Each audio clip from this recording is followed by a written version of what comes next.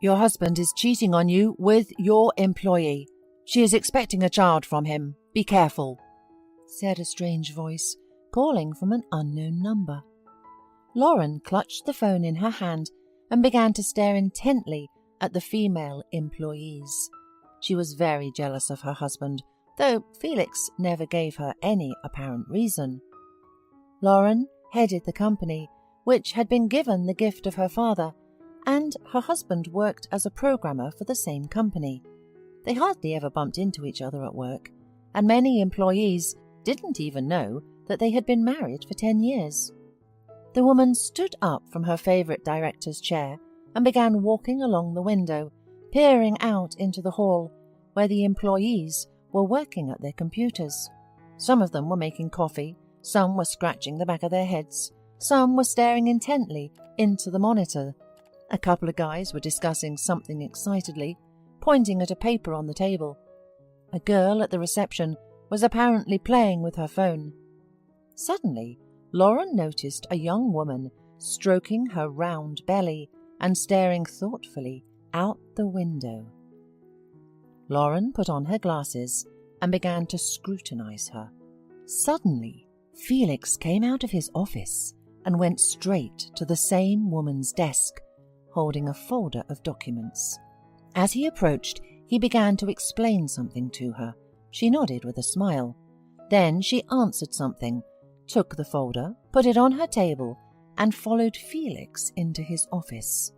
She came out very soon with a sheet in her hands and sat down at the table, opened the folder, and began typing something on the keyboard.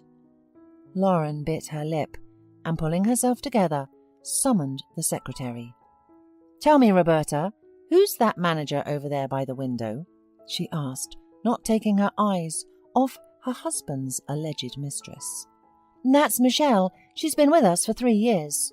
She used to work with programmers, and now that being pregnant, she asked to be transferred to managers temporarily." Lauren's confidence that a mistress had been found grew stronger, and she asked to invite her into her office. After a while there was a knock at the door, and a young woman, who seemed to Lauren attractive enough to interest her husband, walked in. Lauren didn't beat around the bush and immediately asked if Michelle was married. "No, not yet. We were going to get married, but it hasn't worked out yet," replied Michelle with confusion and not understanding why the boss was asking this. "And what's the baby's father's name?" asked Lauren, pointing to the belly. "Felix," replied Michelle. "I'm sorry, but why are you asking that?" "Why am I asking? Do you have the impudence to ask me such a question?" Michelle looked perplexed at her boss, because she was even a little frightened by her behavior. Lauren put a piece of paper and pen in front of Michelle and ordered her to write a resignation letter. "Why?" asked Michelle through her tears. "Please, I can't be out of a job now." "You should have thought about that when you have been leading an immoral life." "I'm sorry, but you should understand me. My Felix—" "Shut up!" shouted Lauren, unable to listen even a word about her husband. "Don't you dare say that name here. Felix was never yours." "We've been together for 5 years. Please, get in my position. I can't get a new job now," pleaded Michelle, but seeing Lauren's rage, she took a pen and with a shaking hand wrote the letter. "I want you out of here in 5 minutes. Otherwise, the guards will escort you out." Michelle jumped out of the office as if she had been scolded, and when the secretary asked her a question, she answered that she had been expelled for immoral behavior and ran away, sobbing.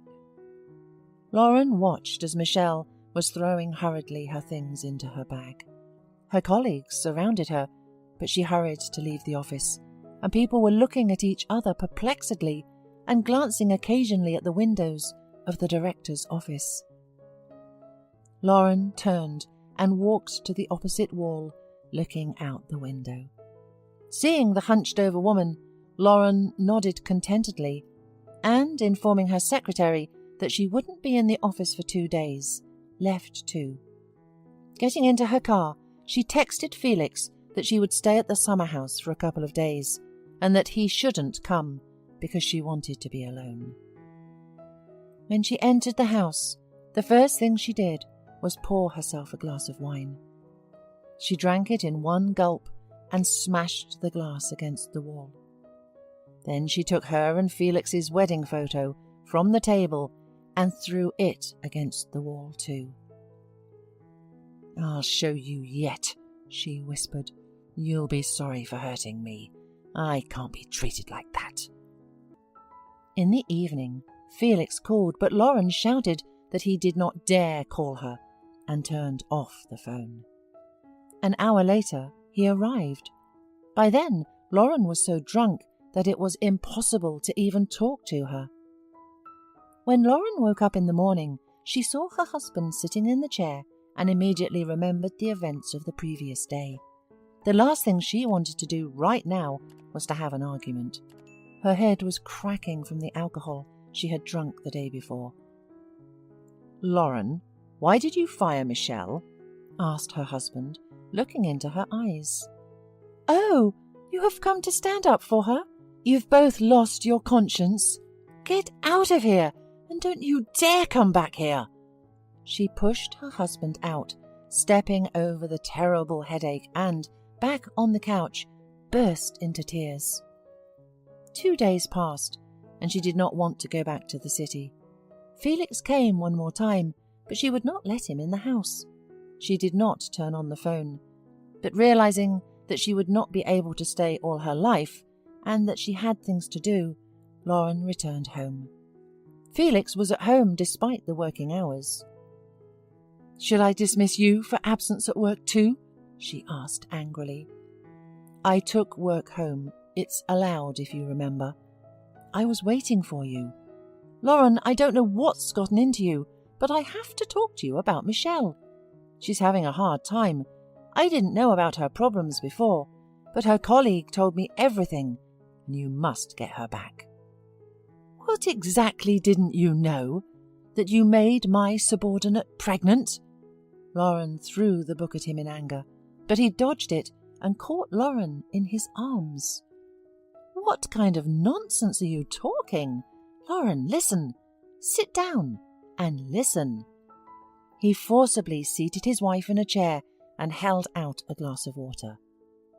"Michelle is a good woman, but she's in trouble now. She was supposed to marry, but her groom has had a car accident and he is in the hospital until now. After work, Michelle spends all the evenings by his bed. She pays for a rented apartment. She also has to buy medicine, and now she has lost her job. No one gives a job to a pregnant woman, you know this. She has nothing to pay her rent, and soon she may be out on the street. I don't know what's gotten into you, but you're wrong, Lauren." The woman was shocked. "But they told me she was pregnant with your baby."